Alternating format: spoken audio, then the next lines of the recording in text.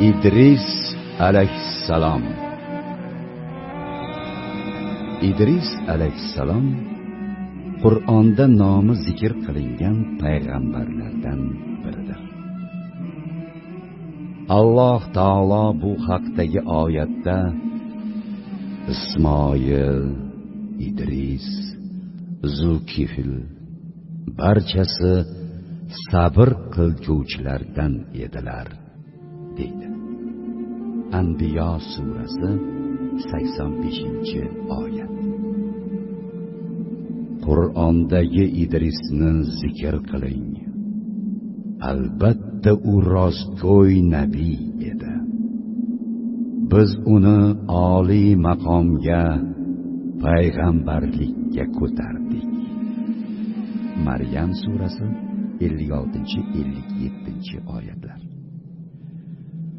Qur'onda Idrisni sabrlilik, rostgo'ylik, oliy maqomlik kabi bir necha sifatlari bayon qilingan. Ulamolarning ta'kidlashicha, Qobil naslini hidoyatga boshlash, ular o'z zulm amallari va kufrdan qaytib, Allohga tavba qilishib, shariatga muvofiq ish qilishlari uchun Jabroil birinchi bo'lib Idris payg'ambarga vahiy keltirgan.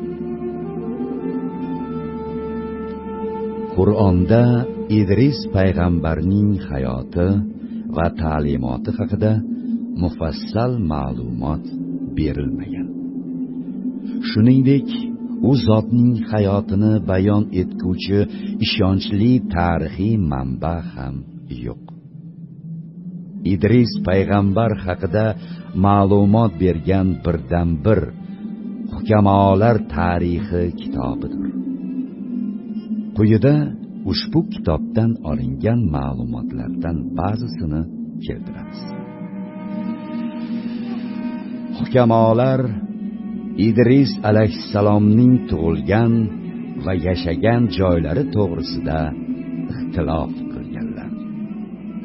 Bir guruhi Idris Misrda yashagan va uni Hurmus al-Haromisa deb nomlangan deyishadi.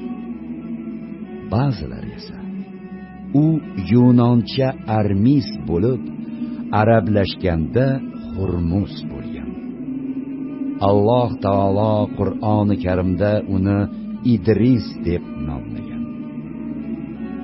Idris asli Misrdan chiqib, yer yuzini aylangan, so'ngra yana Misrga qaytgan va 82 yoshida vafot etgan deb ta'kidlashgan. Boshqa bir guruh ulamolar Idris Bobilda tug'ilib o'sgan, yoshligida Shis bilan Ibn Odam ilmini o'rgangan. Shis uning otasining bobosi bo'lgan. Idris voyaga yetgach, Alloh unga payg'ambarlik ne'matini berdi va u Odam farzandlaridan Odam va Shis shariatiga xilofan fasod ishlarni qilib yurganlarni munkar ishlardan qaytardi.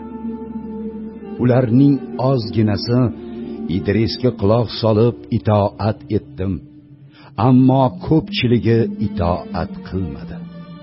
Shundan so'ng u o'ziga ergashganlar bilan u yerdan chiqib ketdi va Misrga kelib muqim yashay boshladi.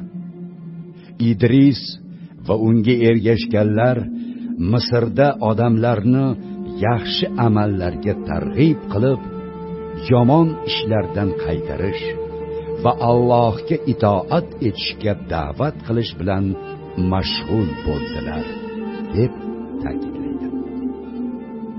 Rivoyat qilinishicha, Idris alayhissalom asosan quyidagi narsalarga da'vat qilgan: Allohning dinini mahkam ushlashga, Allohni yagona deb bilishga, yolg'iz Allohgagina ibodat qilishga.